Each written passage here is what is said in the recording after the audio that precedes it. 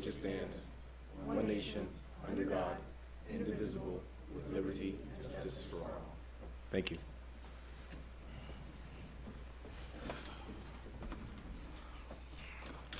Stand. We're going to ask you to remain standing for our prayer. And just before we go into prayer, we just want to take one moment, a silent meditation, and remembrance of our very own Jessica Austin, one who served beautifully. She was a volatile person for this community. So let's just take a moment in silence in remembrance of her. Thank you. Let us pray. Heavenly Father, we come to you asking for your blessings, guidance, wisdom, and support as this meeting begins. Let the discussion be meaningful. Lord, let your face shine upon this council meeting and be gracious to us. Let us focus on bettering the community at large. Grant them the wisdom and the courage to know and to do what is right, good, and true. Guide us through the council, the council, and each participant always.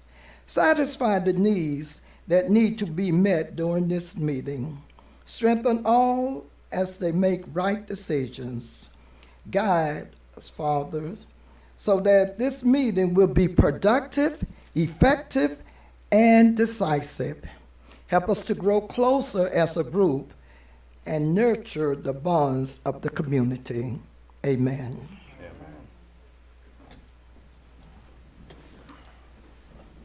Again, thank you to Assistant Chief Blanchard and Pastor Whitaker from the Way of Holiness Outreach Ministry.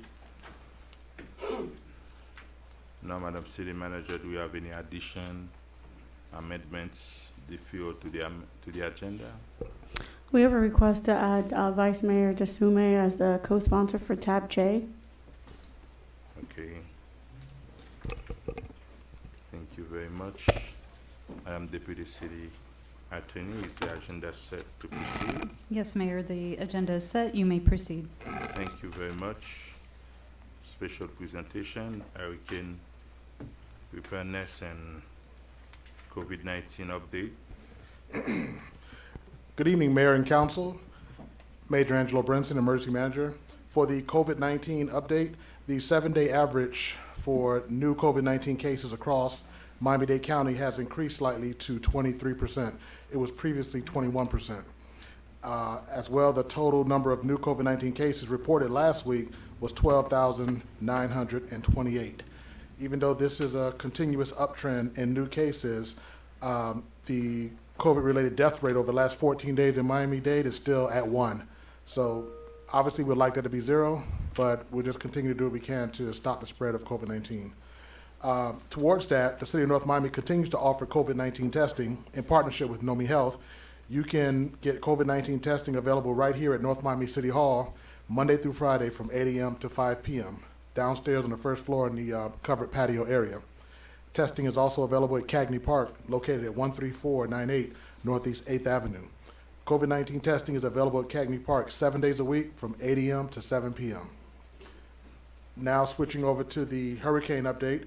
The Atlantic hurricane season in South Florida runs from June 1st to November 30th. Currently, we are monitoring potential tropical cyclone number 2, which is located out in the Atlantic just off the coast of Venezuela. It will continue to travel west into the Caribbean on Thursday or Friday, but at this time, it does not pose a threat for South Florida. As always, we'll continue to monitor that storm and any other systems and provide updates as they become available. That is all I have for now. If there are any questions. Thank you very much. Do we have any questions for Commander Blanchard? Thank you very much. Mayor, as of 7:04, Councilwoman Timothy is present. Thank you very much.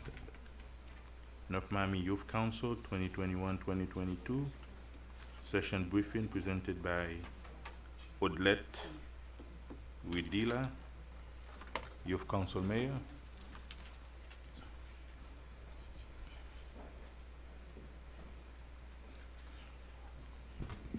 Good evening, Mayor and Council. My name is Odalette Radila, and I am the elected mayor of the City of North Miami Youth Council this year. I just graduated 2 weeks ago from the School for Advanced Studies Wolfson campus and will be attending Syracuse University in the fall as a Posse Scholar and a television, radio, and film major. And I am also, thank you. I am also very proud to say that I am the recipient of the North Miami Educational Foundation Scholarship. And before I introduce the Youth Council and all of my experiences, I would like to take a brief moment of silence in remembrance of my own friend, Alyssa Lucien. So let's just take a really brief moment of silence.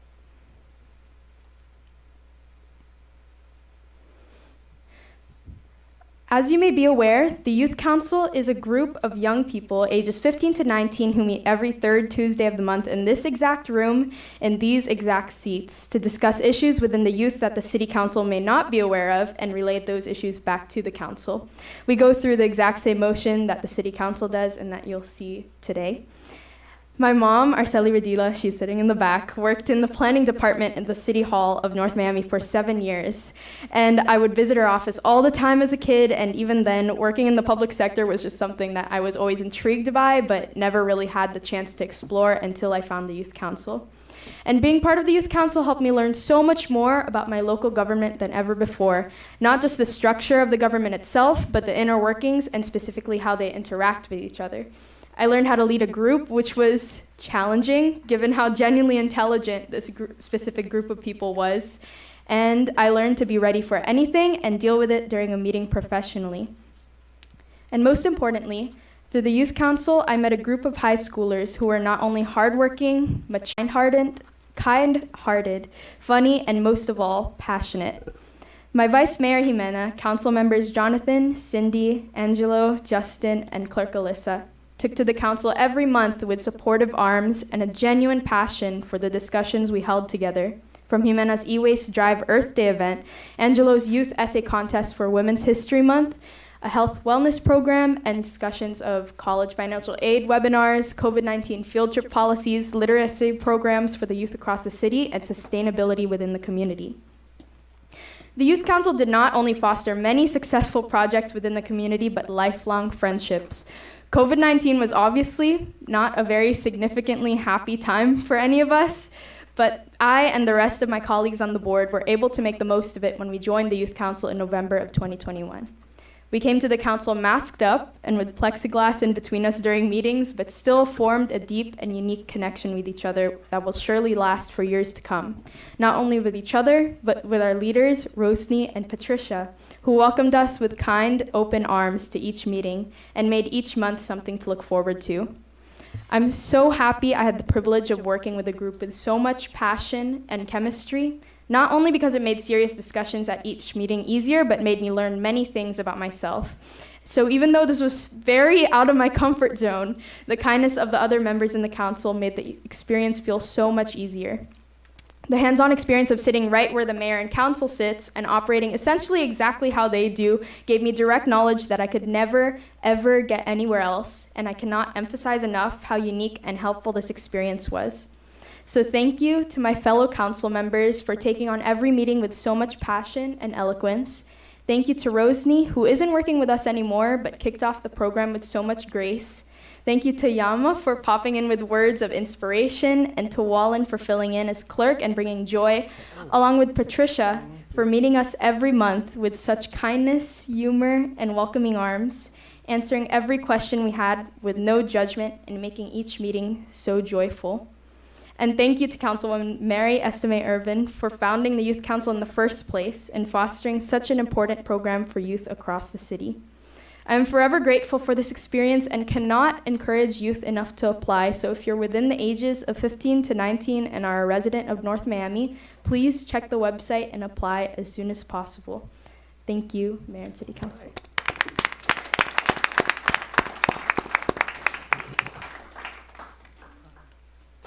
Thank you very much. Thank you very much, and now we are done with special presentation. Let's move to, Mayor, yes. as of 7:08, Councilwoman Estime Irvin is present. Thank you very much. City events and announcement.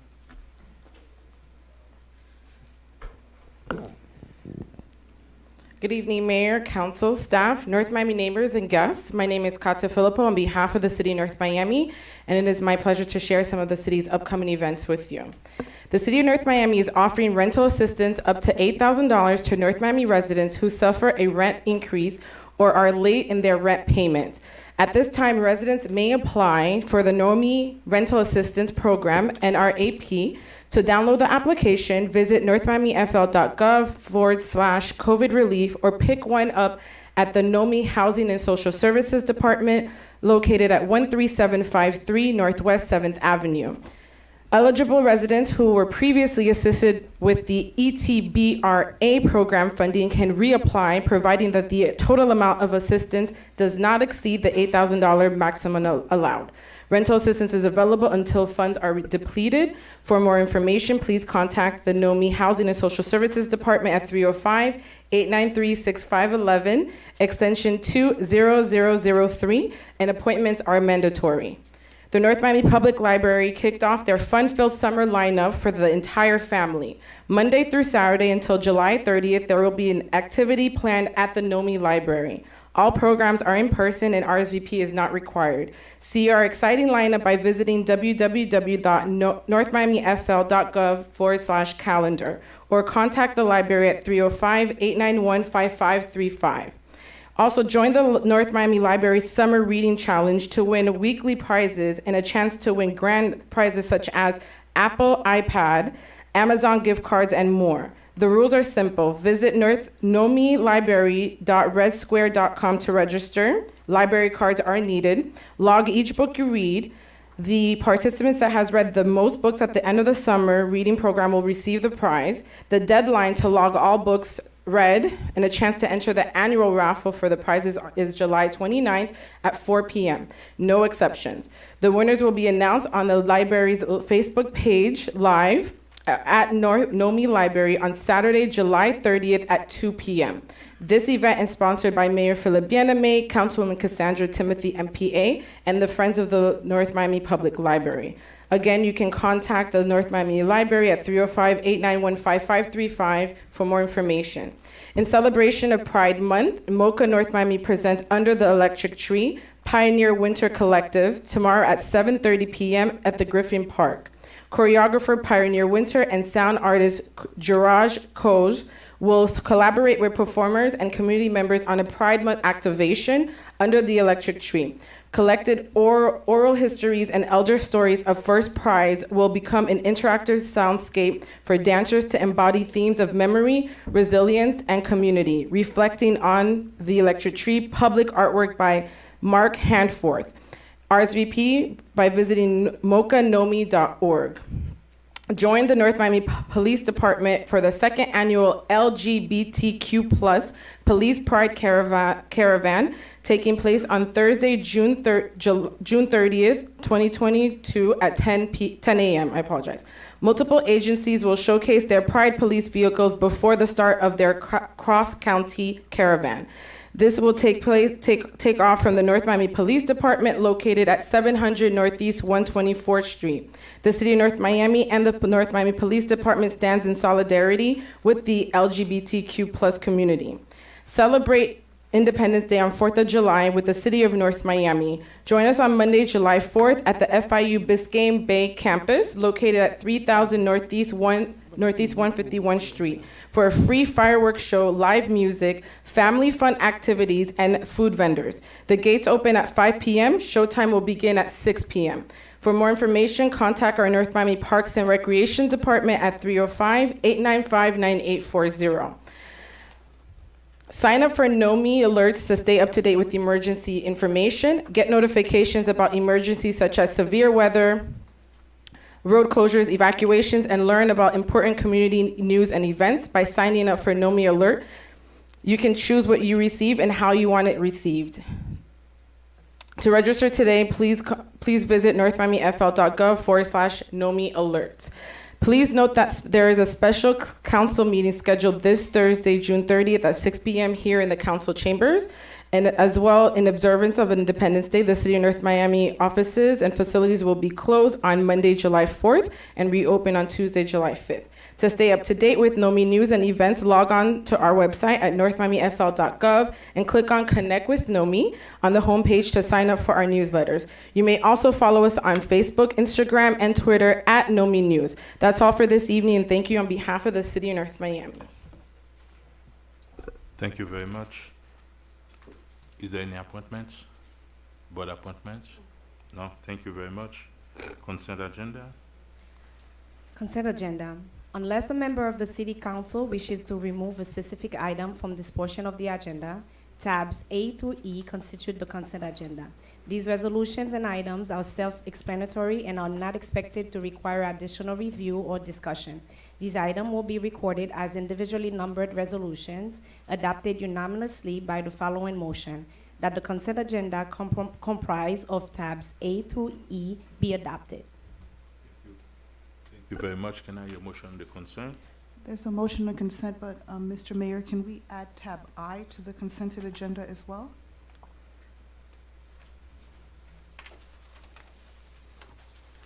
No, the city manager set the agenda.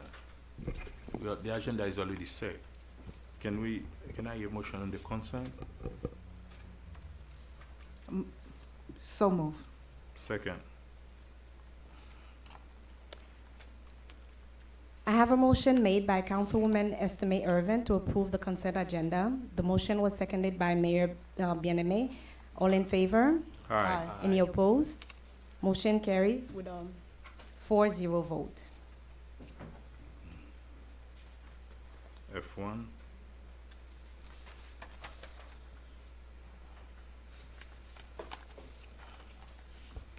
Tab F1, a proposed resolution of the Mayor and City Council of the City of North Miami, Florida, approving the redevelopment of the City of North Miami City Hall building and ancillary parking facilities as a qualifying public-private partnership P3 project, waiving the provisions of Section 7-202, parentheses 3, parentheses A, of the City Code requiring the issuance of a request for qualifications, RFQ, and authorizing the city manager to prepare and advertise a request for proposals, RFP, solicitation in support of the project in accordance with Section 7-202 of the City Code of Ordinances, providing for an effective date and all other purposes. Thank Tab you F1. Thank you very much. It's F2. It's secondary to tab F1. Yeah, if we can actually just take F1, 2, and 3 together. Yes. If we could take tab F1, 2, and 3 together. Can you read F2? Yes. Sure. A proposed resolution of the Mayor and City Council of the City of North Miami, Florida, approving the redevelopment of the North Miami Police Department building as qualifying public-private partnership P3 project, waiving the provisions of Section 7-202, parentheses 3, parentheses A, of the City Code requiring the issuance of a request for qualifications, RFQ, and authorizing the city manager to prepare and advertise a request for proposals, RFP, solicitation in support of the project in accordance with Section 7-202 of the City Code of Ordinances, providing for an effective date and all other purposes. Thank you very much. Tab F3.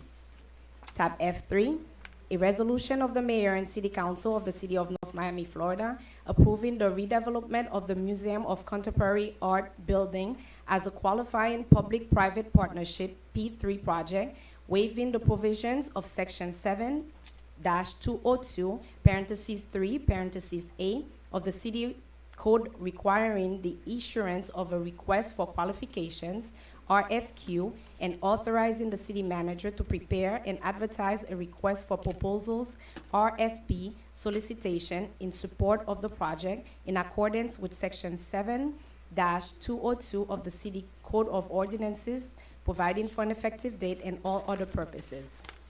Thank you very much. Do we have a presentation for? Yes, we do. Tabs F1 through F3, as we've discussed with each of the council, are based on the phases of the P3 projects. We do have our consultant here with us tonight, and we have John Morefields, our Economic Development Director, as well as Alberto Estrada, our purchasing director. So I'll let John start with our consultant.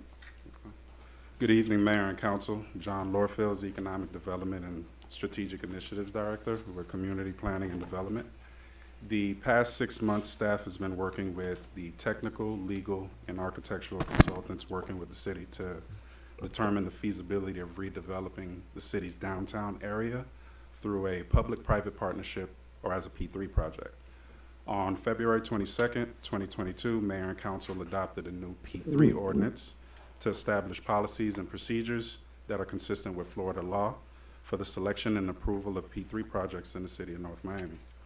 During this time, a comprehensive analysis of the city's proposed P3 project was completed by the consultants to determine whether the proposed development of the civic components meet the criteria to qualify as a public-private partnership project under the city's P3 ordinance and state law. The items you have before you this evening is to request your authorization and approval to qualify the civic components in the redevelopment area as a qualifying public-private partnership project, to waive the RFQ requirement in the city's P3 ordinance, and to authorize the city manager to advertise a consolidated RFP that will allow all bidders to submit a bid on the city's P3 project. This evening, we have Mr. Jose Davia with WTP America and Seth Miller Gabriel from BDUSA to present their analysis and findings with regards to the P3 project meeting the relevant criteria of a public-private partnership. So I'll ask them to come to the podium for the presentation.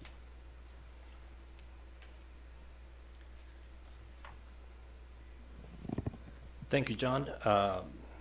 Good evening, City Council, Mr. Mayor, and City Management Team.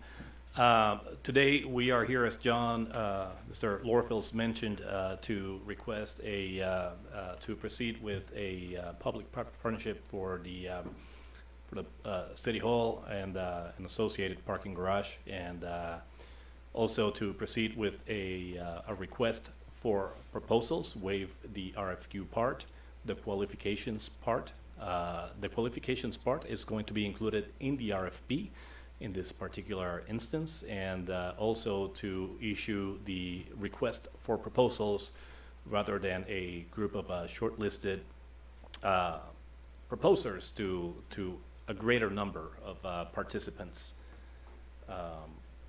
The project has been broken down into 3 phases. The first phase is going to consist of the design and construction of the new City Hall and an associated parking garage that is going to serve city staff as well as the general public.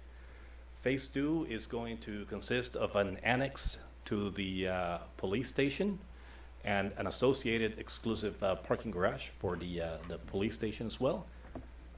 Phase 3 is going to consist of an expansion to the Museum of Contemporary Art, MoCA, and some upgrades to the existing structure as a result of the expansion. And as a part of these improvements, we also have some real estate projects that will go along with phase 1, and which will consist of mixed-use development, and they could consist of residential buildings or ground level retail, and maybe office space as determined by the real estate analysis. The next slide here, we after analyzing the project, as you can see on this aerial picture, we are recommending that City Hall be located in the surface parking lot south of MoCA, along with the associated parking garage. And then lots 1, 2, 3, 4, 5, and 6 in blue, we are assuming that these lots are going to be a part of additional real estate development that is going to go along with some of these improvements. We are also recommending that the police station, obviously the existing building is to remain on the site where it is right now, and then that an annex is built adjacent to it.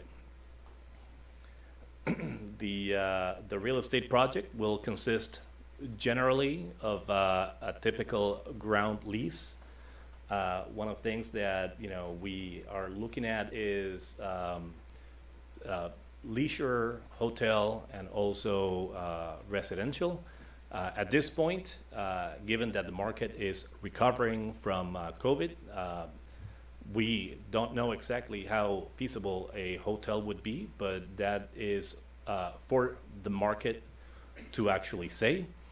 But given the absorption rates that we have seen in the city, I think there is room for some additional residential developments in the City Hall block area. But with that real estate development, there are some considerations that will come with that. For example, the transition and compatibility zones between, for example, the residential area and the commercial area. There are going to be some setbacks from essentially the edge of pavement to the whatever proposed building there is. But that is something that certainly we can take into consideration when these proposals come along. And values, we are calculating that currently they are leasing per acre at $720,000 per acre per year. So we think that there is certainly value in some real estate development.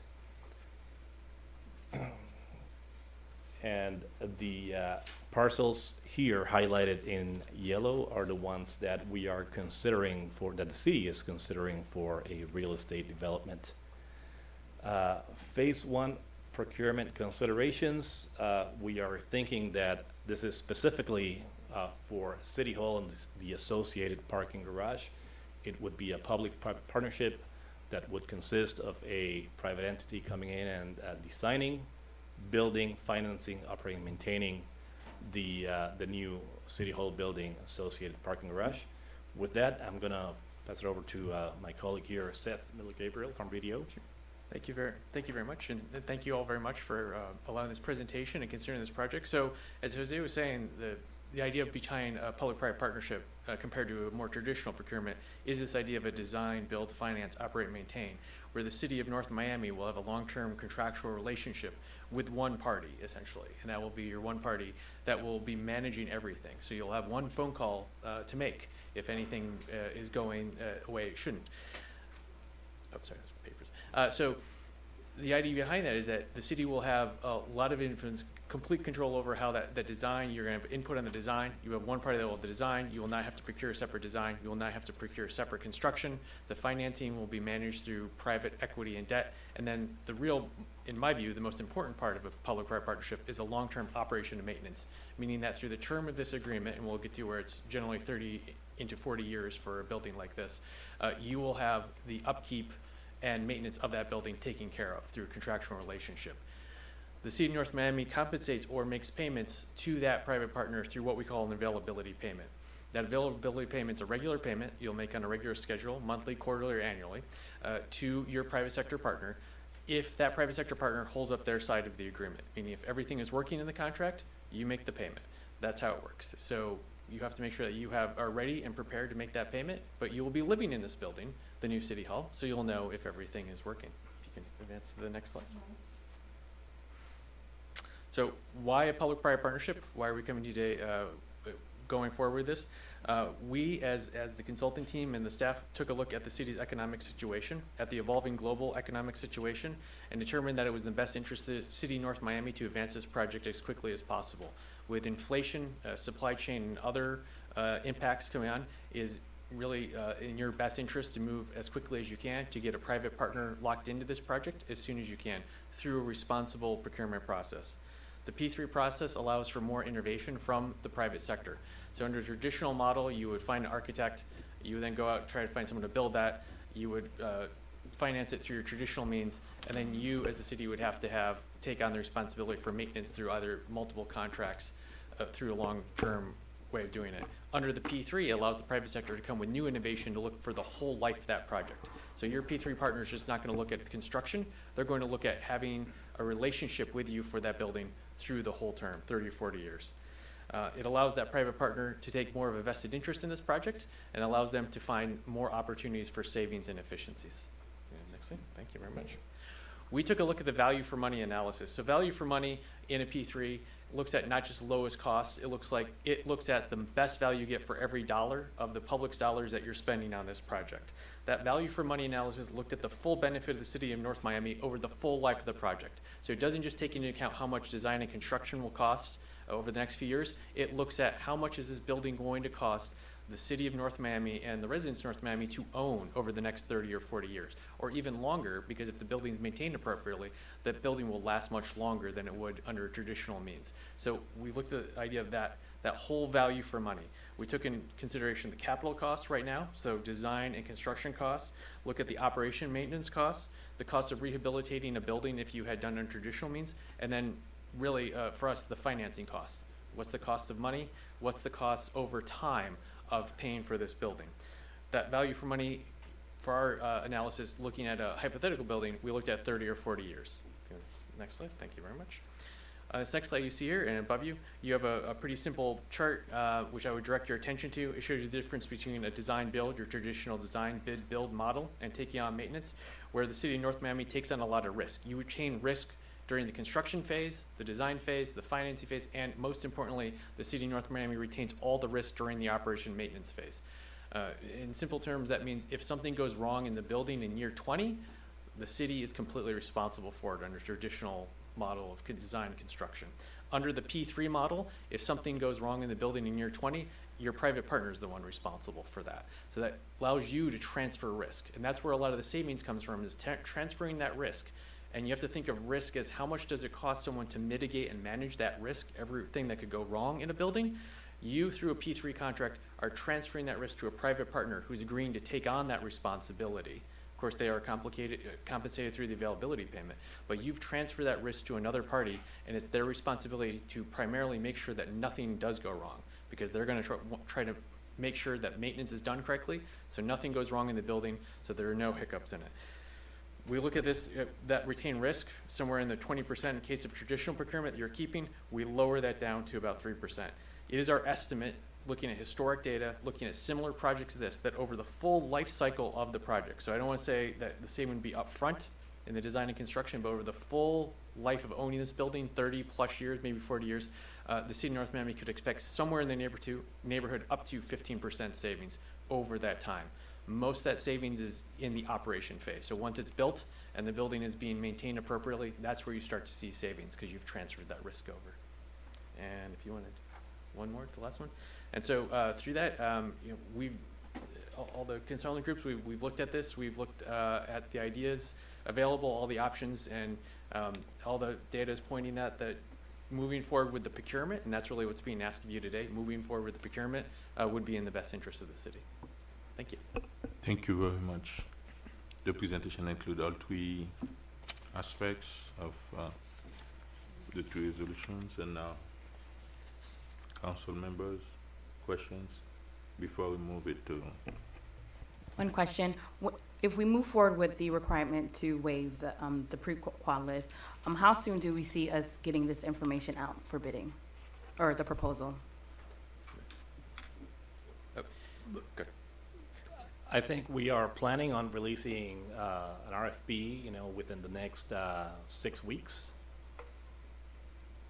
But, it all depends on, how much information we have collected to, enough information to put the RFP out, the request for proposals out there, and so that proposers have enough information to submit a meaningful proposal. Correct.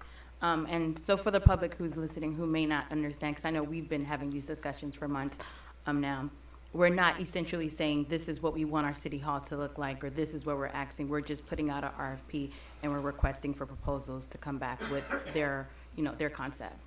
That is correct. So basically, what we would do is that we are going to issue with the request for proposals a minimum set of requirements that the city and you know that the city hall should comply with, and by statute also a design criteria package, and they would submit proposals that would basically indicate how City Hall would look and how, you know, it would accommodate the requirements. But this is not a request to, you know, for the project. This is a request for just for the to proceed with the procurement process. Okay, thank you. You're welcome. Just quickly, obviously, there's an election in this city in about a year's time. The makeup of this council will change.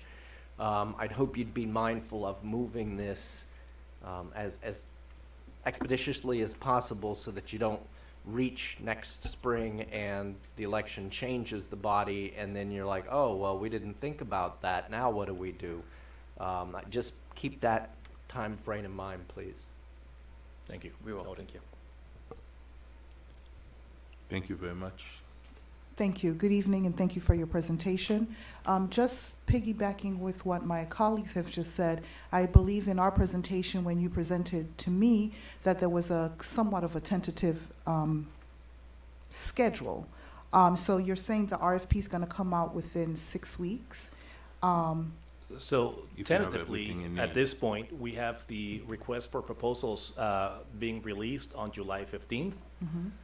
That may vary depending on, you know, which point we are at, you know, that point in time, but that would be essentially the. Give me an example of why that would vary from July 15th. Well, I think that we need to make sure, as I said a minute ago, that when we release the RFP, we need to make sure that the procurement process is fair for all proposers that are going to submit a proposal, and that we are able to compare, you know, or not compare. Each proposal should be evaluated in their own merits, but that they are able to submit a proposal that complies with the submission requirements that we are putting forth in the RFP, and that is essentially just to make sure that it is a fair and transparent process for all proposers. So that could be, you know, that could be a reason, you know, just making sure that the RFP is fully complete in our view and the purchasing department's view and the city's view to be a fair and transparent. So let me just stay proposal. with this tentative date of July 15th. So the RFP comes out July 15th. What is the time frame that we have estimated? Maybe Alberto will be best to answer that question. How long will the proposal be out, and when will the determination be made? Yes, good evening, Councilwoman. Alberto Estrada, the Purchasing Director. We anticipate right now, and we have a tentative schedule that we're going to, finalize, but the solicitation will be out for approximately 75 days. And once the solicitation, the proposals come in, obviously there's going to be an evaluation process. There's a committee that has to be assembled, and that then is going to take approximately about 30 days or so for the evaluation process and the selection. And then the selection of that firm will then be submitted to council, and it will be really seeking council's authority to proceed to finalize negotiations with that selected firm. So initially you'll have a selection that will come to council roughly in about, I'd say about 5 or 6 months approximately. 5 or 6 months? That's correct. It's cutting it close. Exactly. That's what I'm thinking. I'm saying to myself, you know, and that was one of the issues that I had, similar to what Councilman Galvin said, is that the makeup of the board may change, and we want to make sure that we have everything in order, because as you know, we've been talking about a P3. We finally, and this is why we're waiving the RFQ positions. I just want to assure that we are taking every step, because I personally have been asking that from the get-go, from the time that we went to our conference. We've been talking. We're like, can we do this in about a year and a half? So I just want to make sure that we are crossing all of our T's and dotting our I's, and no one say, oh, wait, this happened. So, and you know, there's mention about procurement process. We've been talking about this for a while. Why would there be an issue with the procurement process? You know, after the process, we got to give some time to get some quality proposals. We got that. Right. That takes some time. That's standard of procurement. If you have a It's deadline, no? So if I can just clarify, at this point, we had already come up with like a very rigorous schedule that was going to take us to the beginning of 2023, as we talked about in terms of naming. We're still staying on that track, although some of the in-between has changed a little bit. We've taken a little bit longer in terms of developing scope because there was more phases and what the cost is, but we're going to be accelerating that on this other end, and the RFQ waiving is what we're using in order to accelerate. So we're still planning to stay fairly close to the timeline that we had, and we are definitely taking into account what Councilman Galvin has stated in terms of the time frame. So we expect to get towards the end of the year close to a place where we can decide on who the proposal, you know, the winning proposal is, so that we can get that done. So based on your tentative schedule, could we say that by April, by February, March, April? Oh, yeah, no, we're what's the still on date schedule that- for that. What- but I what's the believe it's schedule? around, so I believe we were expecting to get, you know, having somebody, you know, around February, March 2023. That was but we would That have we would already. have already selected? But we should have selected by that time, and we'd be working out like the contract. So Okay. we're in that time frame. So where we lost a little bit of time was in going through in the scope, because as you know, it's a large scope, include the real estate project, and we were working on how to deal with that. But that time is being made up on the RFQ part. So that's why we've come before and added that in here so that we can move forward with the RFP. Okay. Thank you. Thank you very much, Vice Mayor Desaulniers. Thank you, Mr. Mayor. I don't know if this is a dumb question, but just a question. Have we identified, because I know Madam Manager and the team, when we met, I asked this question, have we identified how we paying for this, the method of how we paying for it? I know you just indicated that we don't have the exact numbers yet, because I know it was an estimated number. So let's just say we did get these RFPs back, and the process were checked, and your procurement folks got together, the committee, everything was selected tomorrow. How do we move forward? So with the P3, the idea is behind that the developer would come in also as part of the design, operate, and finance. They would come in, and that P3 developer partner would come in on that finance portion. Generally, the way it's set up is, it's a bit flexible in terms of how you work that, but what we would be expecting to do is have it built, and then have a time frame, usually somewhere between 2 to 5 years, where you start the payments, and it's after it's actually constructed, and you'd have the availability payments. Now, with one of the things that we did with the phasing, with phase 1, 2, and 3, we have phase 1 where we believe that that would coincide with the real estate projects. And because those are the properties that we own, we're expecting to have that offset and get and be able to derive income from those real estate projects, which would start to offset our availability payments that would come in the 5th year. So I guess my question to my colleagues here, because I guess this is the first time we collectively having this serious discussion since this is in front of us. Have we decided, because I don't know if we have done that, that the availability payment option is the option, number one? Because, you know, I heard about it when we did do our briefing. It sounds pretty attractive, but I don't know if, you know, I need more information, because I'm not there yet. I don't know who is, if that's the direction that we are, that the board would like to go. You know, I think those questions needs to iron out.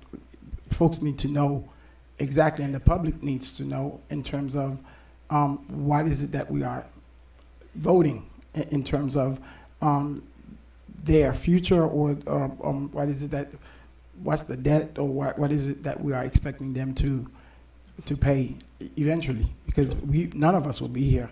Whatever that, if it's 80 million, you know, and we need to have the discussion. I thought that when we have our retreat, we will have a serious discussion if we would do a bond or do something. All option, I think, should be where we come up with this mechanism. So I didn't know if the availability option, payment option, was already finalized. If it is, I need to hear that, you know, from up here. Or if it's not, you know, I need to know as a policymaker where are we moving in terms of paying for these things. So mainly for today, the decision is to go out with the RFP, and if we look at the process that we do with like most of the contracts, like we would still award the contract and start working through negotiating where that's going to be. What I can say is, in terms of the P3, that's been the option that most choose when they go with the P3, is the availability payment, because it takes out the others, and the person who's coming forward as the proposer would generally want to have the entire project, which is why it becomes more attractive, because they start to control on a vertical integrated scale kind of the development, the construction, the finance, the operation, the maintenance. And so that's what I have seen. I can leave it to, you know, I can also ask if the consultants, but in terms of us embarking on the decision to do the P3, this is generally the finance mechanism, because that's what they're kind of coming into to help us do the design, finance, operation, and maintenance of the project. Okay. The amount, we're getting close to that in terms of that. But one of the things we needed to do here was define the scope, which we did, and then go out to a proposal and say, what do they think that scope is going to look like to us? And when that comes in and that scope looks good to us, then we go and we say, okay, now, and most of them will kind of say to us, this is what our scale will cost us in terms of what our proposal looks like, and then we would kind of move forward with decisions there. And during that process, you still have the same opportunity with the other contracts, which is to reduce the price, say we're going to scale back. We've come up right now with what we think would be the city hall, but there's still going to be issues on whether or not we're going to do some value engineering, whether or not we're going to bring it down. So we're not exactly at the numbers, but we will be there at close. And remember that this is first step. We're going to be going on to the next step with you. So we wouldn't be moving into this finance phase without you knowing the amount, but we do need to get back from our proposals what they believe they can provide to us in that process.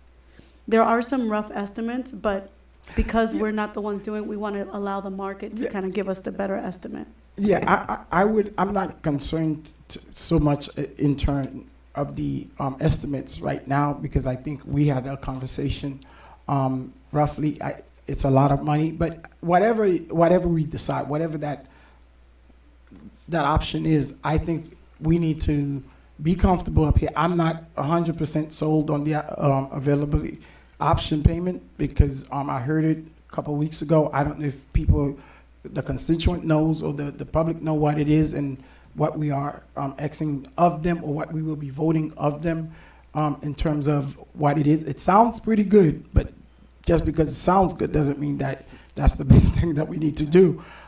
So my recommendation was, if that was we need to determine if we as a board decide for that. We need to then educate the folks and you know, ask the homeowners, you know, the different folks, hey, this is what we're going to do on your behalf, which is a lot of money. Are you okay with this? Or we could decide on different option. But because I've seen this before. I'm just saying, I don't want us to start and then the people start lining up here, $80 million, what y'all doing? I'm just saying. So I think we need to be clear if we all agree, or not all, if people agree with the availability, the payment, whatever the term or the name of the payment method is. Yes, ma'am. Mr. Mayor, would you allow me? He's not done yet. When he's done, you have your turn. I'm sorry. Yes, no problem, Councilwoman. So I like I said, I heard it a couple of weeks ago. It sounds pretty good. But I'm a representative of the people. I don't know much about it. I would like to know more and then let them know. I don't have any issues with it. I think, but I think we should also look at other options because it's a lot. You know, that's why I don't even want to mention any numbers, because we don't have any concrete numbers. But I think they need to know. We need to be transparent as much as information that we know to let the public know. Hey, this is what we know, and this is what we want to do with a new city hall, a new police station, and a new whatever that we would want to do in terms of that. That's my only reservation. But other than that, I'm 100% for it. But we have to let the folks know, because I don't know if the people know what is the availability payment, whatever the option, whatever the payment is called, or if there are other mechanism of how do we get this money, you know, et cetera, et cetera. Thank you. Thank you very much, Councilman. Thank you. So I just wanted to remind you, thank you, Vice Mayor, for, and kind of recap and remind the public. So we all went, most of us, except for you, Vice Mayor, went to a P3 conference where we educated ourselves on what we needed to do. There are a lot of things, infrastructure, a lot of things that need to happen in our city that we're not able to do it. So we had and this was noticed as a sunshine meeting, was noticed where the four of us met. We listened to the experts. We then agreed that we thought that this would be the best way in a short period of time to turn around and to get our new police station, our new city hall, and to have all of the workforce housing and all the mixed use and all of the things that are being done. So I just, for the sake of transparency to the public, to know that this is what it is. We, you know, and as you see, we're doing this by phases. And if I'm not mistaken, you know, phase one, if everything goes well, would have been completed before what, 2025, 2024. You know, obviously, it's going to come to us. Now, the public will always be involved, and I'm not a consultant or anything, but based on what we learned, the public will always be involved because the whoever gets, there has to be a buy-in from the community and from all of us. So I remember this was an emphasis in our meeting, in our conference in the P3, that everyone will be a part. So this is just a process to get it going. It's an opportunity to deal with some of the infrastructures that we have here, to have some economic development and et cetera. And wherever I'm missing, Mr. Consultant, for the sake of the public, please. But I think the discussion now is not, and there is some legitimate question. It's who's going to pay for it and how much it's going to cost. I think Vice Mayor have some good points. I don't think it's time. It's not like he's not on board with the project. He just want to know how much it's going to cost, who's going to pay for it, and at what point we're going to start paying for it. And I was at the conference, and we still have those questions in mind, and at what point we're going to start paying for it, and how much we're paying. And before moving forward, let's open it to the public for public hearing. And after that, you can answer those questions. Thank you very much. Public hearing is open on tab F1, F2, and F3 about the P3. Anyone wish to speak on those three items, please come forward.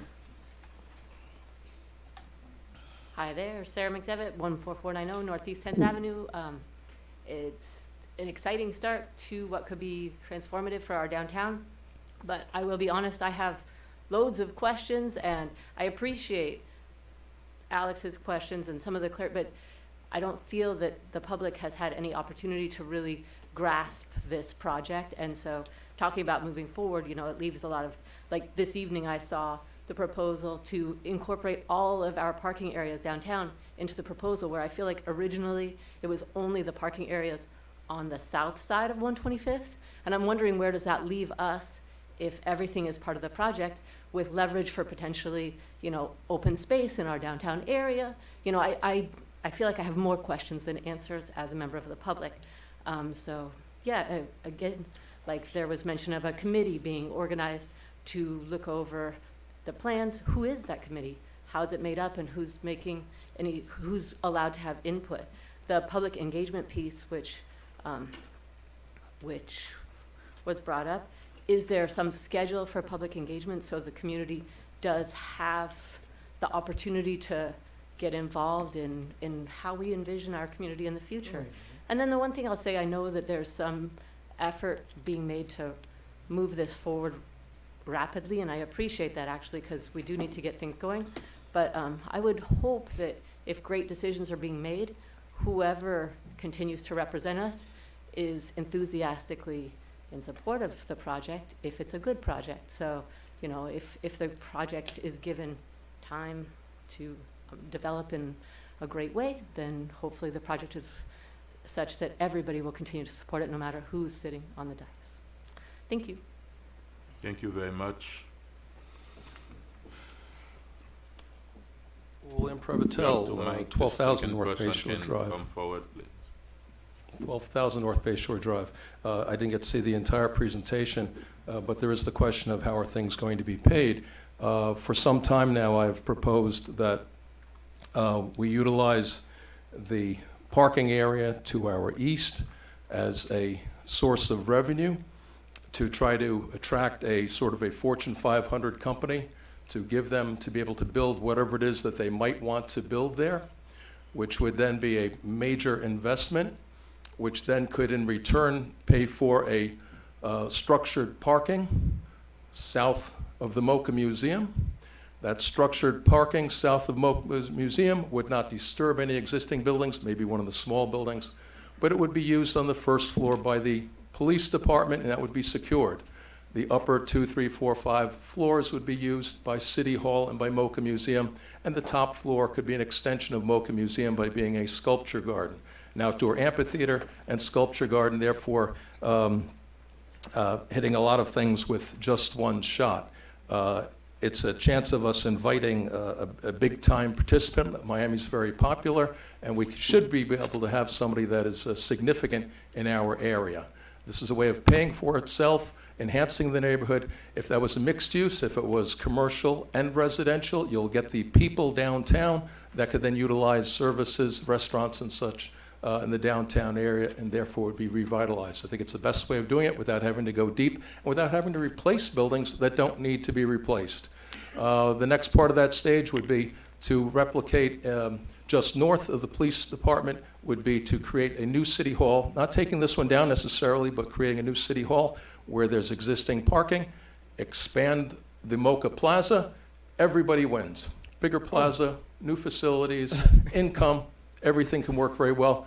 We bite the bullet and invite something big. Thank you. Thank you very much. Public hearing, I see no one show. Public hearing is now closed. Move approval. Second.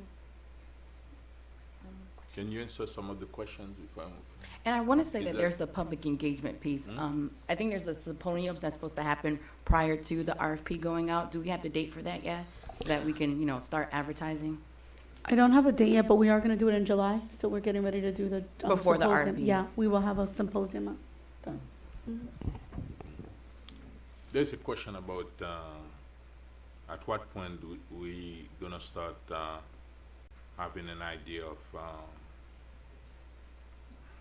the cost to Okay, answer so- Vice Mayor Desaulniers. Yeah, if I may, sir. So with the cost, that's the whole purpose of having the P3 of what we're asking tonight to go forward with the procurement. The idea with the P3 is you go out with a defined parameter of the needs of the city of North Miami. So you're telling the market what you need, and the market will tell you what the possibilities are. And so you're really going to the market to find the best possible value for money. Again, the value for money, not necessarily the lowest upfront cost. Once we have those proposals back from the bidders, we can make a determination, bless you, of who is offering the best value for money going forward for the long term for the city of North Miami. And that would become the bidder, that would be the recommendation to go forward with negotiations with that bid team to find even more value in there. So that's when we'll be able to provide actual concrete numbers that have been tested in the market.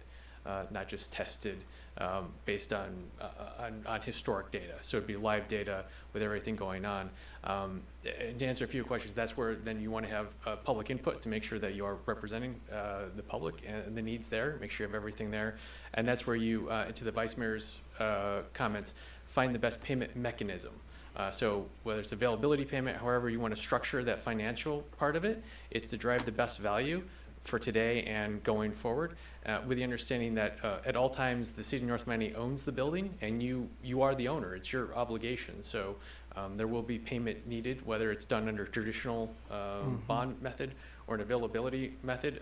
It's just how you're making those payments and what risk you're transferring to your partner through that payment mechanism that you're doing. But That's when at one point we're gonna know all that. correct. Thank you. Thank you very much. We have a motion and a second on the floor.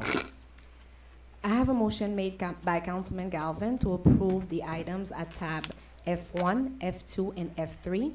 The motion was seconded by Councilwoman Estime Irvin. All in favor? Aye. Any opposed? Nay? Motion carries with a 4-1 vote. G.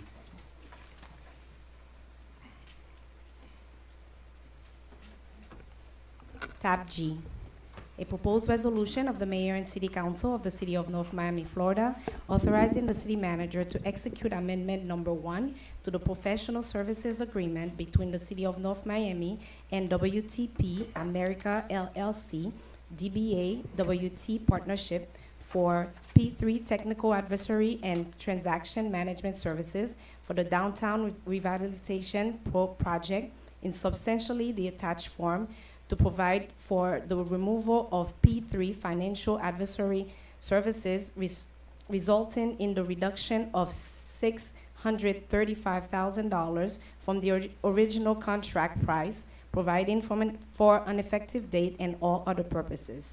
Tab G. Yes, sir.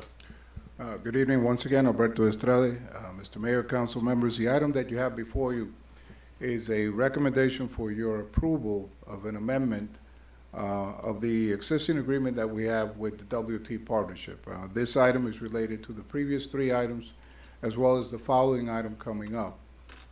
Initially, the council had approved an agreement with the WT Partnership. Mr. Jose Davila represents WT. We are now moving forward to sort of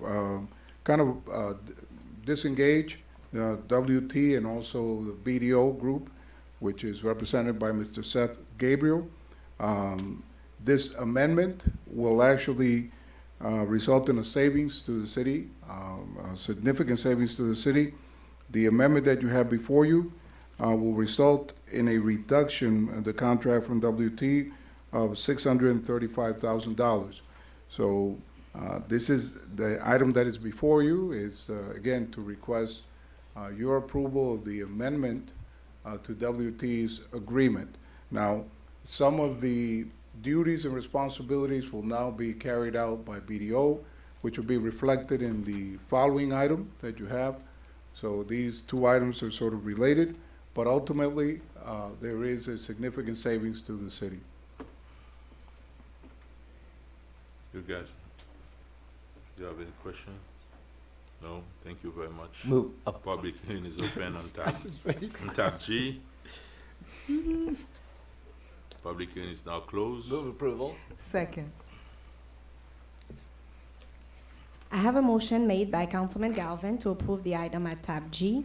That motion was seconded by Councilwoman Estime Irvin. All in favor? Aye. Any opposed? Motion carries with a 5-0 vote. Tab H.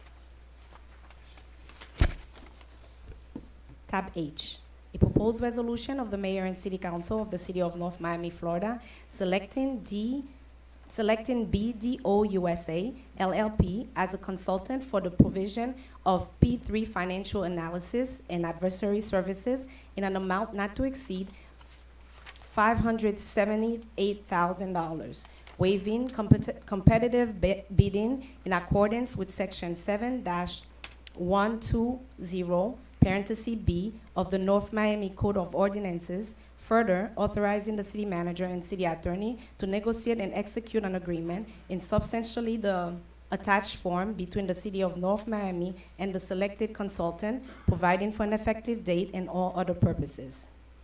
Tab H. So, Yes. once again, tab Tab H is a follow-up item to the previous one, and it's staff's recommendation to enter into an agreement directly with the BDO USA group, company.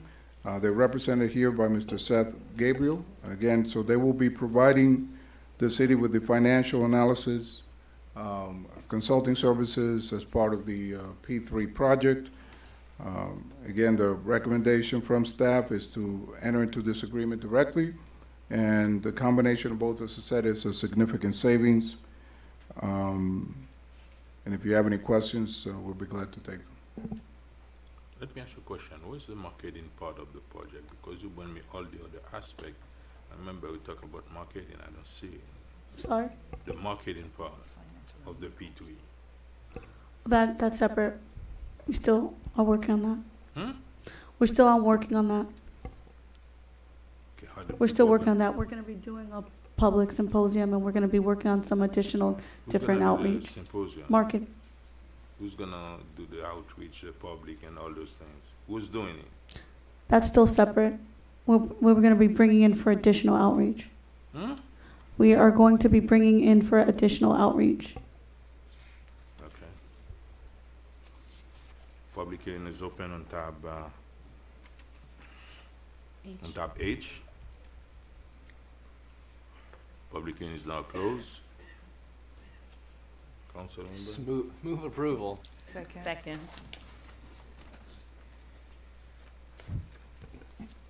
I have a motion made by Councilman Galvin to approve the item at tab H.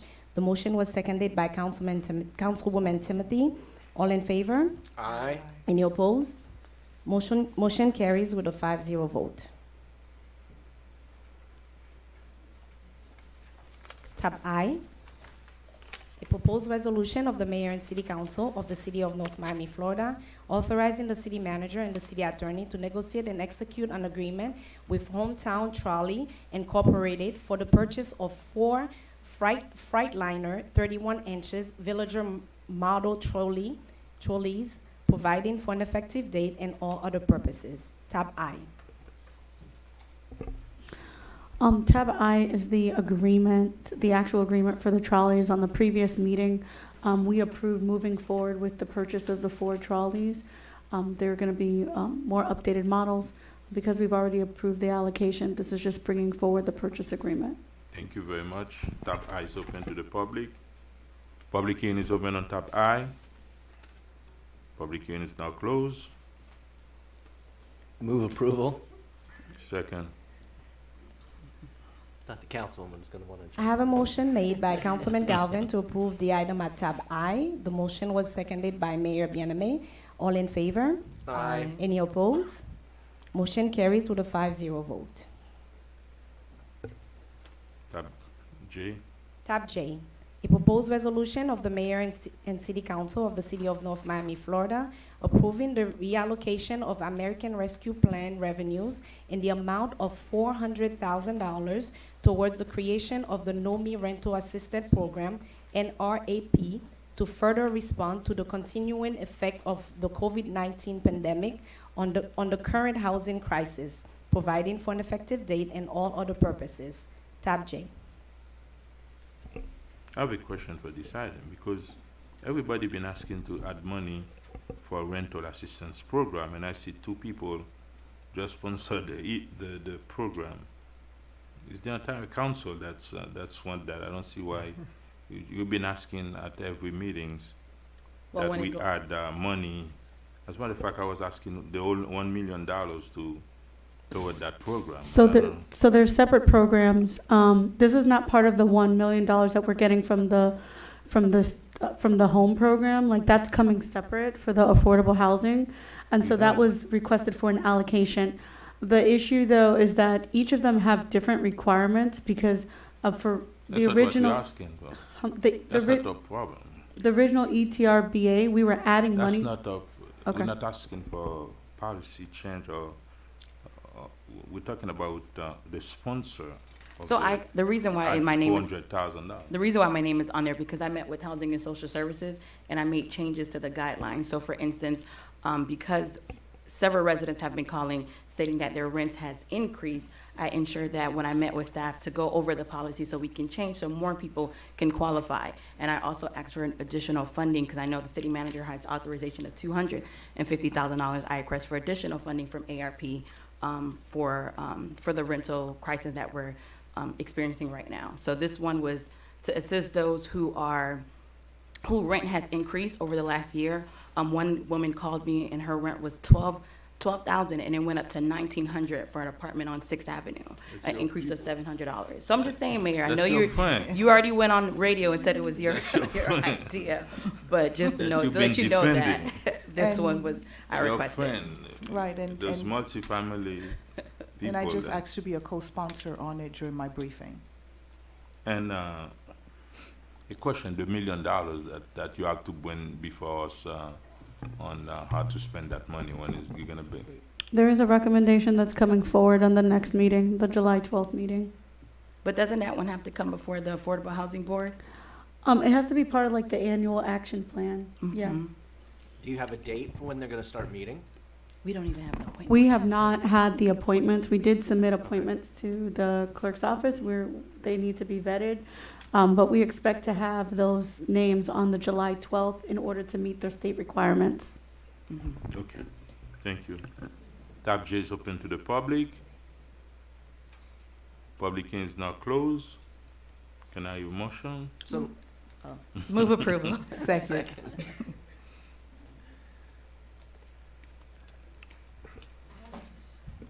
I have a motion made by Councilwoman Timothy to approve the item at tab J.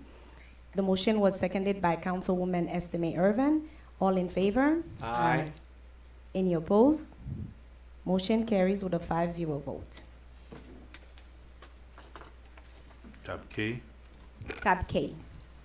A proposed resolution of the Mayor and City Council of the City of North Miami, Florida, authorizing the expenditure of $200,000 of restricted fund derived from the sale of Grand Margolis Community Center to be used towards the construction of parking spaces along Northeast 126th Street between Northeast 16th Avenue and Biscayne Boulevard to be utilized by patrons of the Scott Galvin Community Center, providing for an effective date and for all other purposes. Tab K. Okay, a question. Tab K, for example, I remember I took you and Public Works Director, go over there and show you the street and find out how much do we need to put additional parking and find the money. Why you put that in the administration project, you don't put my name as the sponsor of that. Why did you ask for your name to be the sponsor? Mayor, you may went gladly be the sponsor of this item if you would like. We are okay but with that. I'm the one that take the initiative to go with them, show them the street, Mr. Mayor, tell them you're this. the sponsor. I'm talking to her. I took over there and said, Clerk, okay, please this is where we correct. can add additional parking and show everything, and then they agree, and then they come up with a plan and the money. But they still say, the administration. They Okay, don't like you, Mayor. you got Pay it. them, sir. You see? They put Whistler purely and park director that sponsored that, man. Okay, that's fine. Okay. Public hearing is open on tab K. I do have a question, Mayor. Yes. I'm speaking with the administration about this because I know the funding is coming from the Gwen Margolis, those were restrictive. Is it okay if we make those pay-by-phone parking so that we can, create some revenues? So that was part of our plan to kind of, we're going to work it with kind of the timing of when it's open because we want to still have it to be available and sometimes for the residents. But considering we expect to have additional events and things there, we can work a coordinated effort so that there's some payments. And that way we do gain some revenue from there. Okay. And right now, are we able to lease the parking lot across the street? Is that up for option since they're not doing anything there? So the option that we have on the table, which we do have a time frame which we need to pick up, would be the lease at Publix, which, as you know, is extremely far. No one's realistically walking there, and it was originally a solution that didn't make sense. So the reason why we wanted to build something now is before we knew what we had before that option is up. We have been making on a case-by-case basis agreement. because there's several different owners about when we can park there, when there's events, and we work through that. But we were getting a growing concern about having that available, and as we want to ramp up more events for Wildcat, we wanted to make sure we had some permanent parking. And we found that this would be a much better solution I permanently. show you, this is one of the most better. And then, solutions. Yeah. and with the mayor's gracious showing, we found this as an option for permanent parking. Mr. Thank- Mayor, yes. can I sort of add on what the councilman said? I also shared with you my concern that we were, no, Yeah. this isn't a Scott Galvin joke. I'm also not thrilled that we might be taking the money from the Gwen Margolis sale for this purpose, because we'd specifically said we wanted to roll that over toward purchasing the facility. Whatever we can do to get some of the money from Solamia over to this park, I think that's where sort of this specially recurring need, maintenance, parking, I'd feel more comfortable making like that, because otherwise it'll be real easy for us to blow through the Gwen Margolis money, and then we're sitting here in a year, 2 years going, oh man, how are we gonna fund the purchase of that place? The thing is, the parking is urgent. That's Yeah, the- so, no, but no, for us, the parking is that it's something that needs to happen now, but we have been, you know, we're looking at that in the future budget in terms of being able to continue with like the lease payments, and, you know, this was specific kind of something that goes along with a Wildcat, but we don't expect to come forward with, What? that goes along with the Scott Galvin Community Center. Just joking. So we do not expect to come forward with that. We're trying to look for other ways, and Yeah. this allows us to ramp up, that hopefully we can have some more revenue abilities with it that can, Especially after that can help with reset. maintenance Yeah. costs and other costs. And I appreciate that. I just want to sort of say, because I'm sensitive, the councilwoman will still be here in 2-3 years, and I won't be, so she'll do you have to know? deal But you know with what, Scott, I think we're gonna do an annual Scott Galvin fundraiser so that we. Trust me, I'm in my You lead head it. already working on some stuff. I will but- be right there planning with you. Right, but I don't want to leave them saddled with dealing with the Trying to find purchase $7 million. price, you know, because we spent it all now. So I appreciate and thank the mayor for moving that. And Thank as you, far Mayor, for as your item.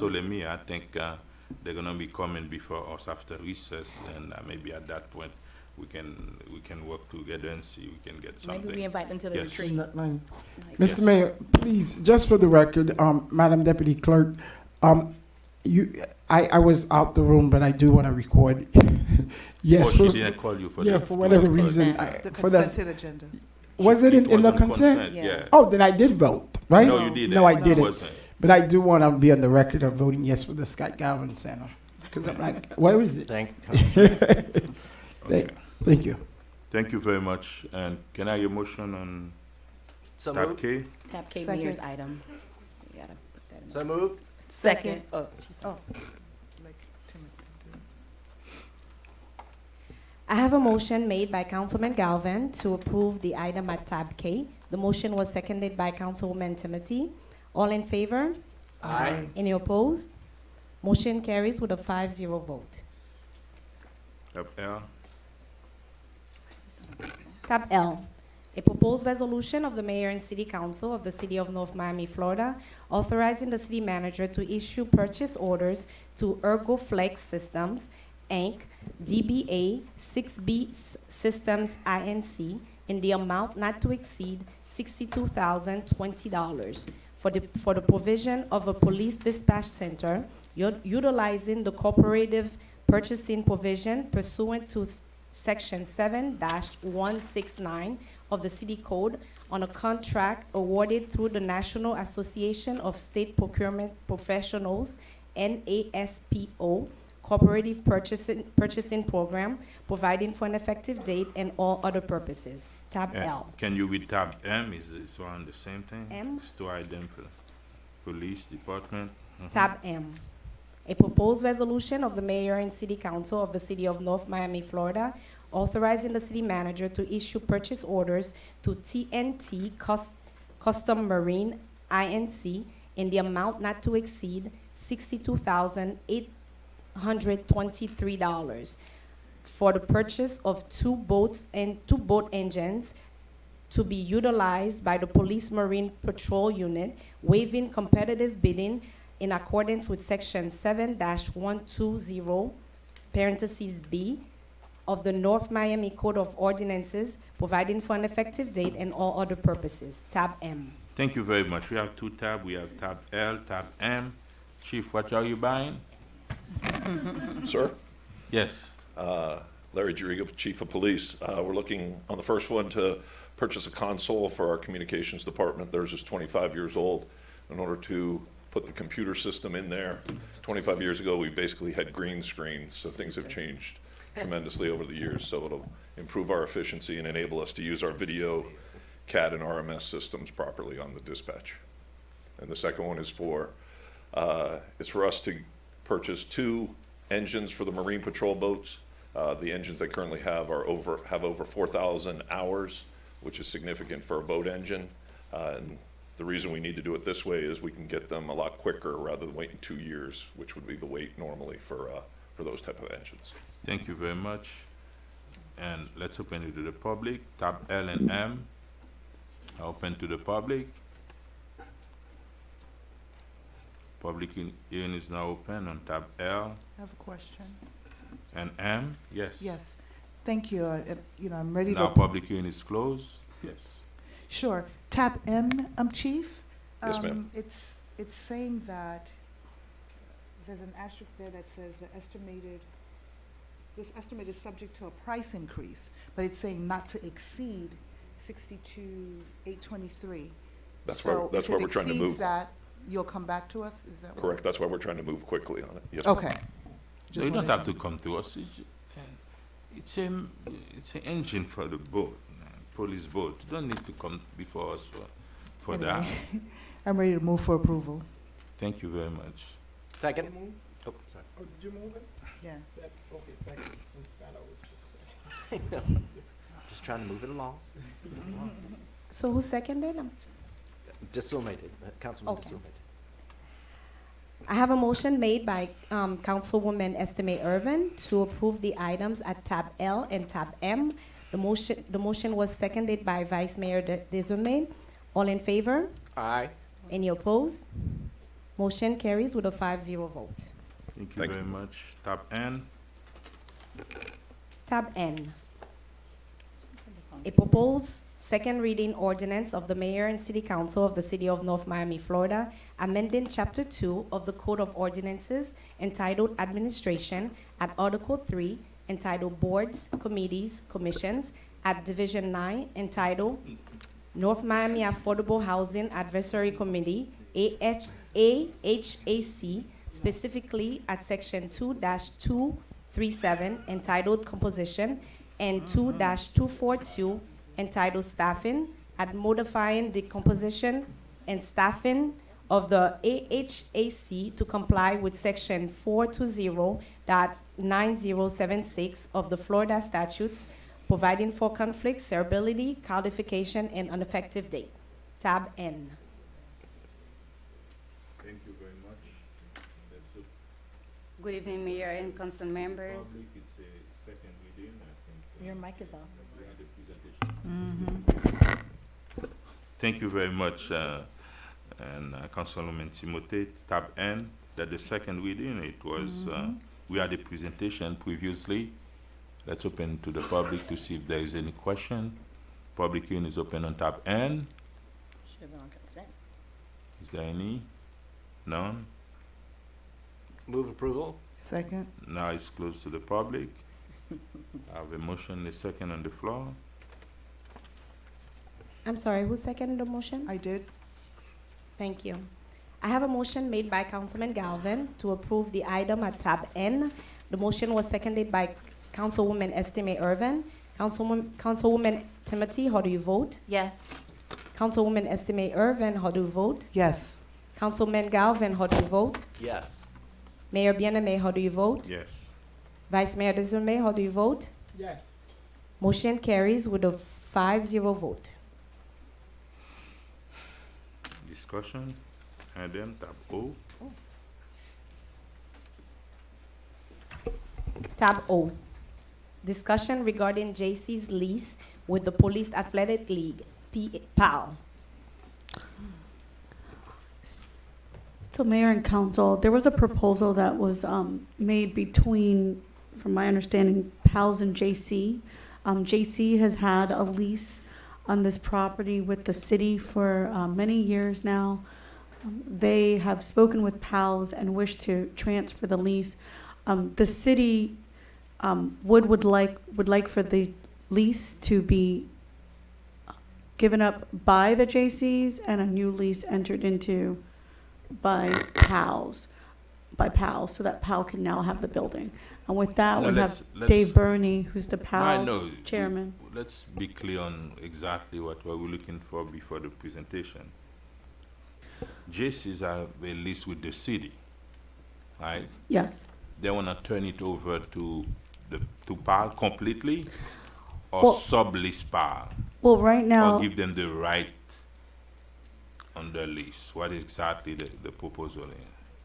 so what we received was a consent to assign and assume the lease.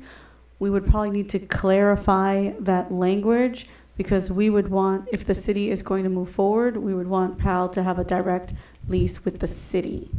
So if there's any language that makes it ambiguous, we want that changed and vague, so that way the lease is directly with PAL moving forward as they're gonna be going into the building. The one you have now, what exactly? I can let Jennifer answer. So the proposal we've received, it's for a consent to assignment and assumption. It does not remove the North Miami JC's Charities as a party to the lease. More so, it is the city giving authority and consent for them to assign over and allow PAL to assume their obligations under the lease. Are you telling me that means at one point in 5 years, JCs can always come back and say, I need the property back? JC's will still be a party to the lease according to the documentation that they've provided to receive. us. Okay. That can be changed. We have a MOU notarized by the JC's, PAL, and Chief Chiriga, our executive No, but I director. understand. And it says that the JC's are relinquishing all rights to the lease to the Police Athletic League of North Miami. So we can clarify that other doc, because the other MOU we have says differently. Are the JCs okay with the termination of the lease agreement that is currently active and allowing the city to proceed with the Yes, direct and lease they're with here. PAL? And they're here in that. Okay, okay. Since it's a discussion and item, I think they need to clarify that language. How many years left the JCs have? 33. 30-something? It's almost like somewhere between 25 and 30. Okay, okay. 33 years. Okay. So, Go Mr. ahead. Mayor, Yeah. as a former North Miami JC, and I know that Councilman DeSume was one too, don't know if anybody else was. I joined for like 2 months. 2 months, okay, hey, that counts. You'll be invited to the farewell party. Are you looking for us to give direction for y'all to go negotiate an agreement that's- and then come back to it No, with what us? they wanna or you find want us out- to vote tonight on what's happening? We would like you to, sorry. No, please. Yeah, the city manager, what are you looking Yeah, for? no, I was looking for direction. Now, what was presented, what the administration would recommend would be getting into a direct lease with PAL. PAL and JCs have come to an agreement on a number for that, and so that would come directly out of the PAL budget. If you are okay with that, we would be fine as long as we got into a direct lease with PAL. Because in order to buy for that agreement, PAL gonna have to pay JC's $30,000, right? Yes, my How much? understanding is, that they come into an agreement to pay $30,000, and JCs would relinquish their lease. And the reason being that PALS looked at this as positive was that they were paying $4,000 a month, around $4,000 a month, on a lease before, which would have been continual, but now this would be more of like a one-time payment. So it ends up allowing JCs to kind of work on their closing affairs, PALS to get a building at what would in the future be a substantial savings to them. And then it allows the city to have a lease with the rightful occupant. So again, I'm sorry, Mr. Mayor, to the So city administration, if are I you would like looking- direction from the council to move forward with, relinquishing a lease from JC's, entering to a lease with PAL, and allowing the exchange from PAL to And are you planning, if we give you that direction right now, is that the last we hear of it, or does it We're come gonna back bring and- back the lease. We would Okay. bring back a lease, assuming that the other parties did their part in terms of the payment. We'd bring that back to you. Yes, And the Vice Mayor building was- as it stands, will the PALS, kids be able to occupy it now? Because I know I haven't been there for about 2 years. I know You're that gonna there's have some to- repairs needed, but they were planning to fundraise towards those repairs. Right, we're working on But renovation and Chief said, no, I'm gonna come back. That's what he said, I'm gonna come back to you for repair. Vice Mayor, you were gonna say something. No, Mr. Mayor, I was supporting what, we had discussed during briefing with the manager. I think it would be cleaner, since you guys already agreed on a number with the J.C.'s, that we come up with I guess on the next July 12th meeting with a new And then we're lease. gonna have to spend some money on repair. Oh, I didn't know on about top of that. No, because Correct, the we're building gonna needs handle some that repair. through our philanthropy and our You're building gonna come back to fundraising. us for some True. additional You said money. in fundraising, For the Dave? roof, Yes. those We have electrical things several for the plans to Can- renovate. So maybe we get a quote and then we discuss it for the upcoming That budget, mean if we whatever have the a case is. complete lease, completely to PALAS, so the city can. So now, I'm we just can doing open this. on helping on the repair, and so we need the kids to have a safe place to play. Do we still proceed, all these people trying to give us a space? It'll be a new space. So we'll give that up and go to any new space. Right? No? Or This yes? will be our home for 30 For years. now. What do you mean? Yeah. For 30 years. There's 30 years left in the lease. We're going to renovate the building and we're going to stay there. If there is We'll a move the mold and development in the everything. future, we will give up the spot to No, be a but- part of the new development. But Dave, you have a lot of people that talk about giving a new building. They've been talking for Yeah. years. Yeah, but they're proposed. That's what I'm saying. So They've if- been talking for if they years. do, what Vice if they Mayor. do? So what Also, happens? the Miami PAL, the city of Miami, they have several locations. No, They can no, expand the number of kids that they can have okay, resources that's what for. you're So trying to we're do, okay. looking to do that also. I have several. I think we're starting to complicate this. I've tried to make it easy for you. Yes, yes, and you okay, tried never to mind. deal with that.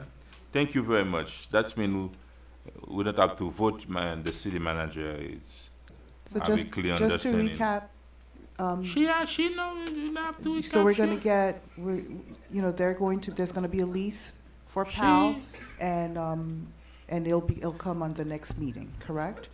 That's correct. Okay, and welcome to District 3, I'm so excited. Yes, thank you. They were in District 3.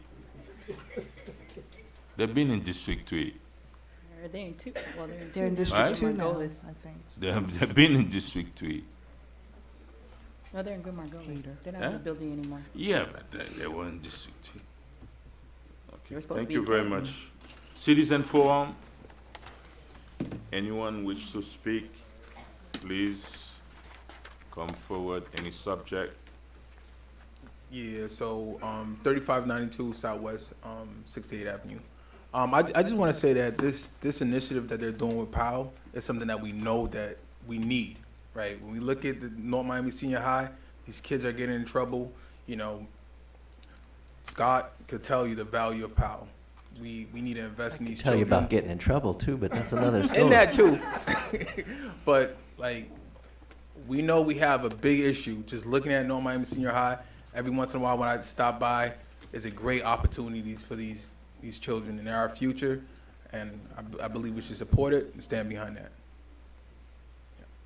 We've been supportive of PAL. Every year we add money to the budget for PAL, and no question had the whole council been a big supporter of the Police Athletic League. Remember the mayor's raffle? The mayor's raffle, and as a matter of fact, Saturday morning I was at the pier, the fishing pier with those. Citizens Forum, I timed it right. Oh. I wish I timed the stock Sorry, market like sorry. this, huh? Citizen Forum. Mayor, members of the Yes. council, Kenneth Each, 13045 Emerald Drive, North Miami. First, let me congratulate Mr. Galvin, Scott Galvin, on having the Wildcat Center named after him. I think it's a well-deserved honor, and for all your years of service. Folks, I've been in this city approximately 50 years. Around 1980, we kind of went into the retrograde, fancy word for going backwards. We surrendered. And I remember when we passed this height limit of 4 stories, we literally killed the economic viability of the city. And I remember people pounding themselves on the chest saying, man, we really showed those developers, didn't we? Well, you sure as heck did. And I want to thank this council and you, Mayor, for your leadership. You know, take an adage from the Council of Trent, when Galileo appeared before them, and he said the earth rotates on its axis. And they said, no, no, no. We don't want to look through your telescope because we don't want to believe. Well, you guys looked through the telescope and you've seen what was happening to the city. And I got to say, in the last few years, I've seen more dynamic change taking place than I had years before. We used to have a motto on our shoulder patch in the police department, City of Progress. Well, we should have changed that to the City of Regress. Now we have development coming into the city, and we need it, badly need it. It's here. This is the 21st century. It's not 1970, 1980, 1990. You have a big challenge ahead. Your vision, your leadership. You know, sometimes making the right decision is the hard decision. You're not going to please all of the people all of the time. I remember when Ralph Sanchez came up here and we wanted the Grand Prix. No, no, no, we don't want that. We ran it out of town. Home Depot came. No, no, no, we don't want that. But we got it. It's here. We had the Publix. We wanted it to face north. Well, we don't want it to face north. We want it at the Publix, if you can imagine that, because it's facing north. They didn't like that. When Johnson & Wales came to town, oh my gosh, they're not paying taxes. Well, in the 25 years that Johnson & Wales was here, they did more than any other entity could possibly do. They revitalized that whole neighborhood. But no, we don't want Johnson & Wales here. Then when they left, everybody's crying. Then when we had the street closures, those beautiful walkways that they put out there, oh, we don't want this, it's gonna cause a traffic jam. Well, you know what? You got your guard gates, they got their street closures, and it worked out. It benefited everybody. The Talbot project, oh, we don't want that, it's gonna be too high, people are gonna look in my backyard. Or LA Fitness. Progress is the most important thing we have. I want to thank this council for your vision and for your leadership. It's vitally important for the success of this city. Keep up the good work. Thank you very much. Thank you very much, Citizen Forum. Still open? Citizen Forum. William Prevotel, 12,000 North Bay Shore Drive. On a slightly more somber note, I'm here to convey the passing of my mother, Eileen M. Prevotel, at age 87 and a half. She was a lifetime sort of activist, worked more than 2 decades in a high school library, was constantly helping people for her entire life when she started working at age 13.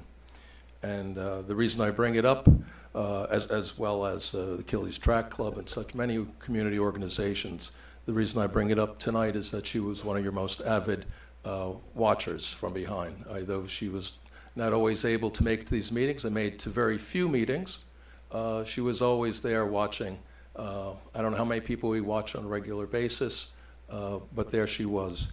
In the spirit of her continuing her activism and volunteerism, she is now with the University of Miami's Medical School at their Anatomical Studies program, and could be for as much as 2 years, and is therefore trying to make people's lives better.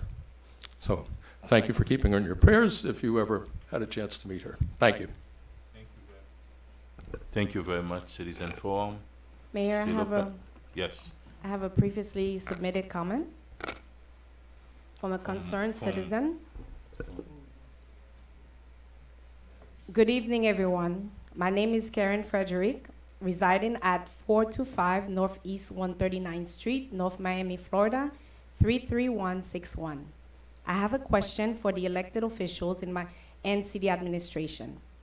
As a resident of District 3, am I not allowed to express my frustrations and concerns if I'm not happy with my representative and whomever represent her? The city that I call home shouldn't violate my freedom of speech whatsoever. Please answer my question. Thank you, Karen Frederick. Thank you very much. Citizen Forum is still open. Citizen Forum is now closed. Council report. District 1. Thank you, Mr. Mayor. Thank you, Mr. Mayor, and thank you, council members. Obviously, I'm deeply touched and indebted by y'all naming the community center after me. That type of honor is not lost on me. You know, I've come to these council meetings every night for 23 years. I've actually never missed one. And I'm appreciative to you, to the city administration, to the North Miami JCs, where I really officially got my start in 1989, and of course the residents who've returned me to office. I thank you very much for the honor, and in my time that I have left here, I'll continue to work as hard as I always have. So thank you to everybody. Thank you very much. District 2. Thank you, Mayor. This past week, I don't know if everyone, well, if the North Miami neighbors got their mail, hopefully you guys did, but we got our new voter registration card, and your district representative has changed. So, Madam City Manager, I know you said that we would wait to the county put out, redid the line so that we can start that outreach effort to ensure that people know who now represents them, because I think that's very important in the coming months, because we do have an election coming up. So please, please, please look at your voter registration card, because your representative has changed. And on my last note, I'm sorry? Some. Oh, okay. Well, I think everyone kind of changed one, but we all 4 lines changed. Cause yeah. And just a reminder, now more than ever, your most important right, the right to vote, is the most important tool that you can use to ensure that we elect individuals who represent your ideologies and belief. A woman's right to choose today, next month it might be LGBTQ rights, affirmative action, and the list goes on and on. So please, please, please remind a neighbor, remind a friend to ensure that you vote in August, November, and again in May. Thank you. Thank you very much. District 3. Thank you, and good evening, everyone. June is Alzheimer and Brain Awareness Month. Alzheimer is a type of dementia that affects memory, thinking, and behavior.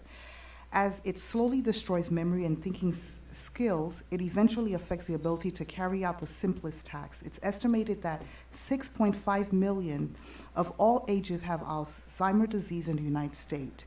And an early symptom of Alzheimer is difficult remembering newly learned information, challenge in planning or solving problems, or trouble understanding visual information. So for more information on how you can join the fight to help Alzheimer's, please visit the Alzheimer's Association. You can go to www.alz.org. I'd like to thank the 2021-22 session of the North Miami Youth for their service. I'm looking forward to the new 2022-2023 session. I want to invite all of North Miami residents with students of the age of 15 to 19 who would like to join the Youth Council.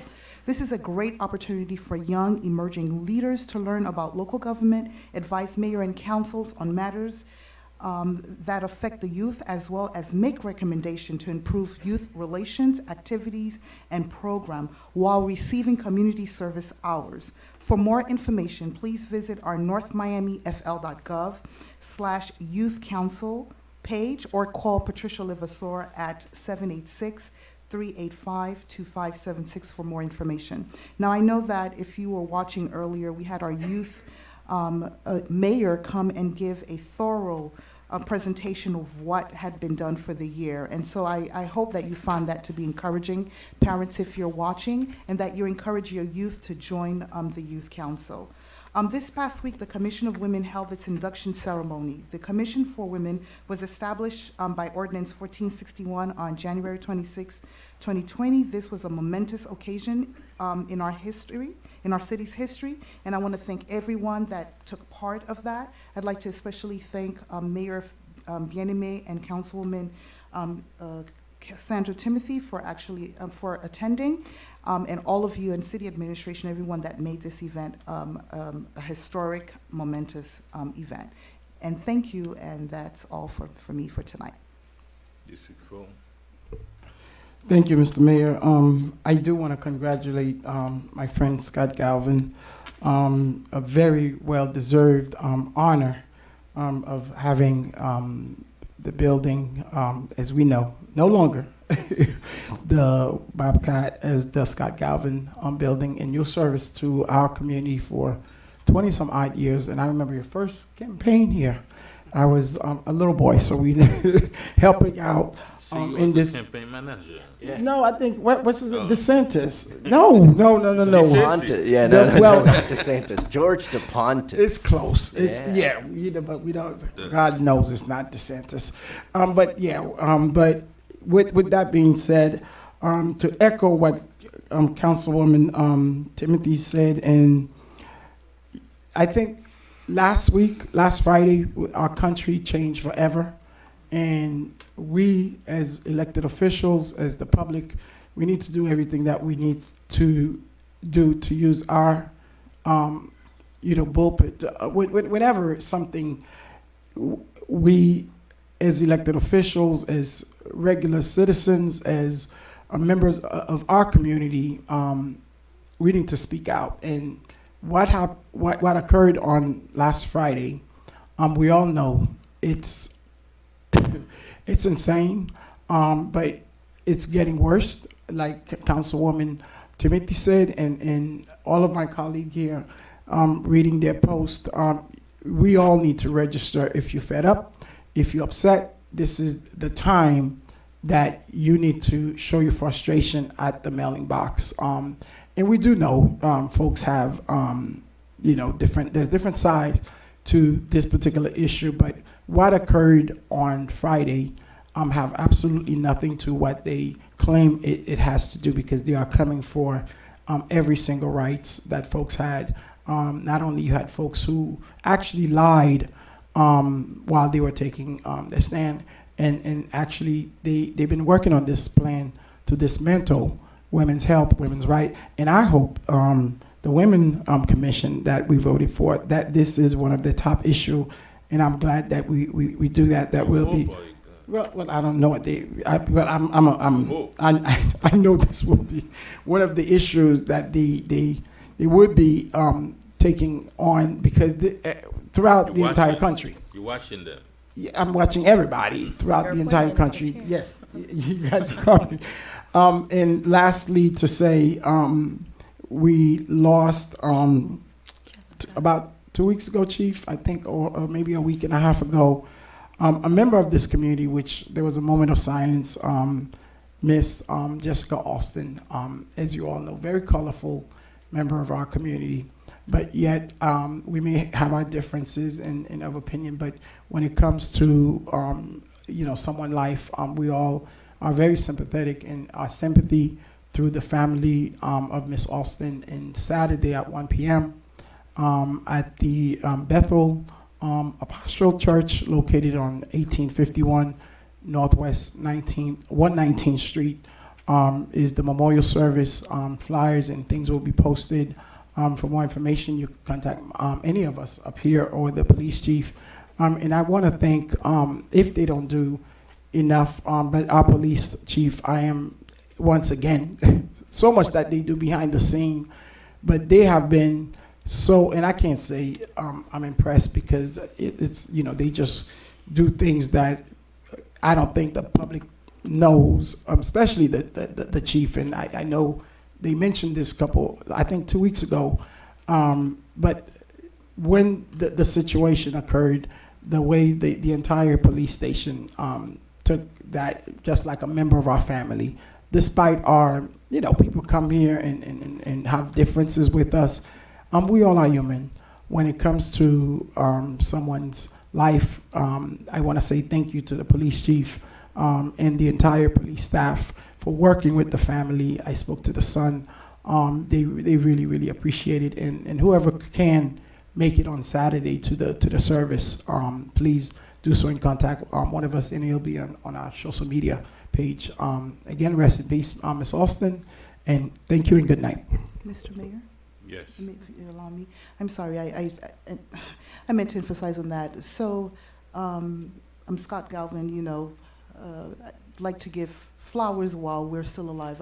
It was a pleasure for me to sponsor this, even though you know that we had difference of opinion on how we acquired the Wildcat then, now Scott Galvin Center. But I just want to publicly thank you for your service, and I thought it was merited, and we all think it's merited that after 22 years of service, that there was something in the city that showed that, you know, you have been there for us. So it was a pleasure to sponsor it along with the mayor. Thank you so much. Thank you, everybody. City clerk report. There's no report, Mayor. However, Madam City Clerk, on her behalf, she wanted to express her condolences to the family of Jessica Alston. Thank you very much. City attorney's report. No report, Mayor. City manager's report. No report. Thank you very much. Deputy city manager. You sure? Move to adjourn. Thank you very much. Have a good night. You didn't record. Do I have a motion to adjourn? We don't have a second. And a second? We don't. Second from the mayor. So I have a motion made by Vice Mayor Desulme to adjourn. The motion was seconded by Vice Mayor, Mayor Bien-Aimé, I'm sorry. All in favor? Any opposed? We adjourn at 8:52 p.m.